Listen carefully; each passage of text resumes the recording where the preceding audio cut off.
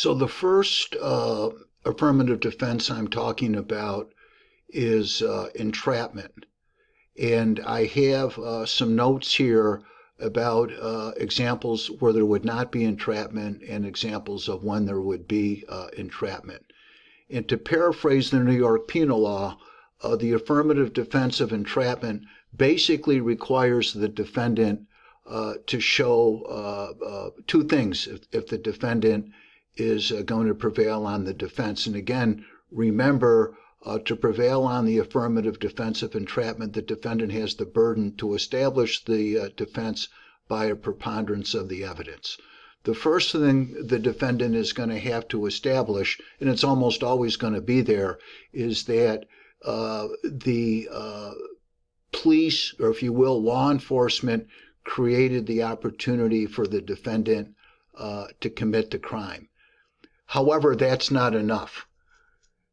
And indeed, if that's all the defendant can show, the defendant isn't going to have a good defense of entrapment. The second thing the defendant is going to have to show is that the methods used to induce him to commit the crime were such that a person who was not disposed to commit the crime would have committed the crime. And if you think about it, that's a very difficult burden to establish. And I like the example, it's not a pleasant example, but I like it because I think it illustrates it in terms of when there isn't entrapment. And that is, and police agencies do this, law enforcement do this, oftentimes with the so-called victimless crimes.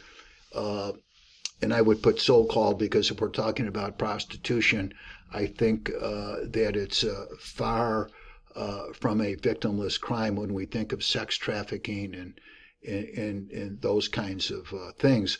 But what is behind the idea that something's a victimless crime is typically people don't report the crime. So what law enforcement will be telling us, I think quite accurately often, is that if we don't go out and give people an opportunity to commit this crime, we're never going to reduce the incidence of the crime being committed.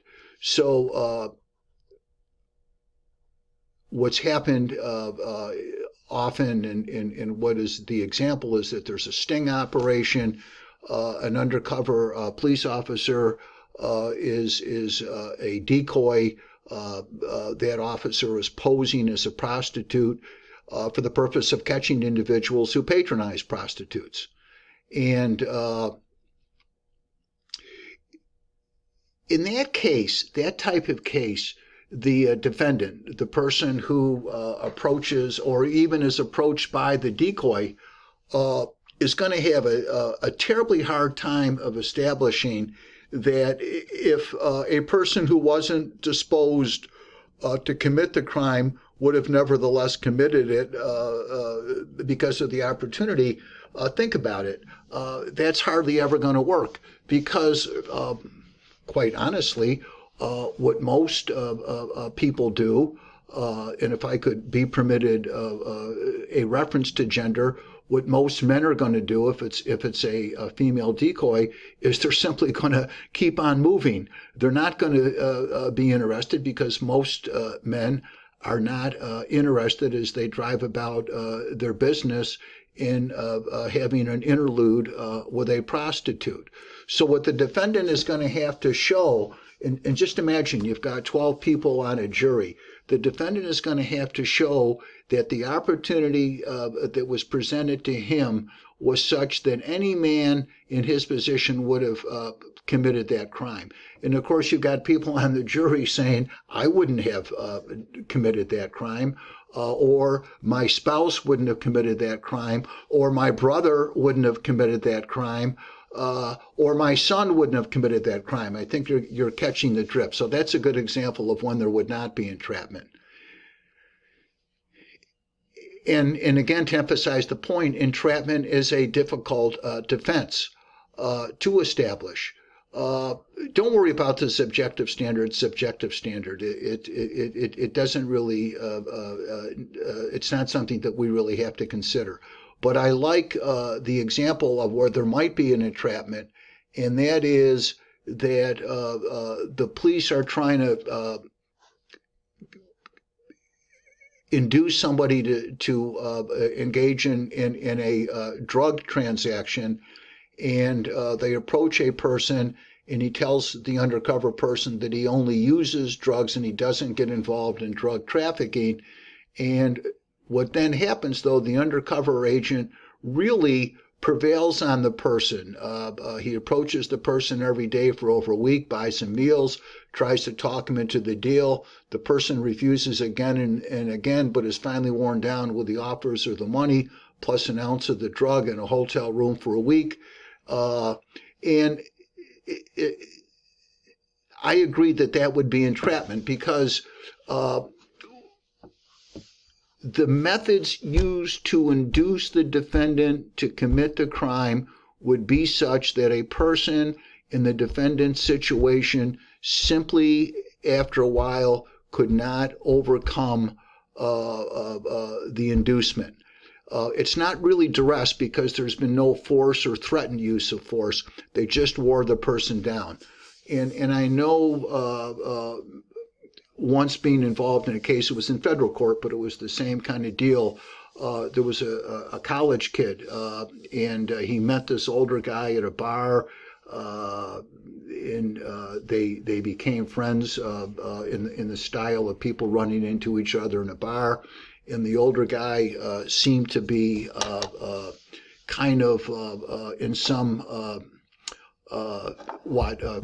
unsavory line of business, but he never would say what he was doing. And one night he finally tells the kid, I told these people that you and I could come up with some LSD, so we've got to do it or we might be in trouble. And the kid said, what are you talking about? And in any event, this goes on and on for a couple of weeks. The kid finally, again, no one's threatened him with the use of force, but the kid almost gets desperate. He's a young man. He's away from home. This guy keeps on putting pressure on him. And it turns out what the guy is, he's not an undercover agent, but he's a person facing a drug charge who's trying to work it off by going out and getting other people to commit drug crimes. Eventually, it was LSD. I can remember this distinctly. And so the kid finally on the college campus where he was attending school was able to procure some LSD, which at least during that time period, which would have been the late 1970s, was not a difficult thing to do. He comes up with the LSD. He and his older buddy, we put quotes around buddy, right? Then go to the transaction and are met with DEA agents who place the kid under arrest. And I remember in that case, we actually went non-jury, which you typically don't do in a criminal case. And the federal district court judge at the time, Judge Curtin, was almost incensed at the methods used to induce the kid to come up with and sell the LSD. And he said, enough is enough. And he found that we had established entrapment. So that's an example of, or examples of when entrapment might not be available and when it might be available. And I'm going to close out this video. It's a little bit short, but I want to put up notes on insanity.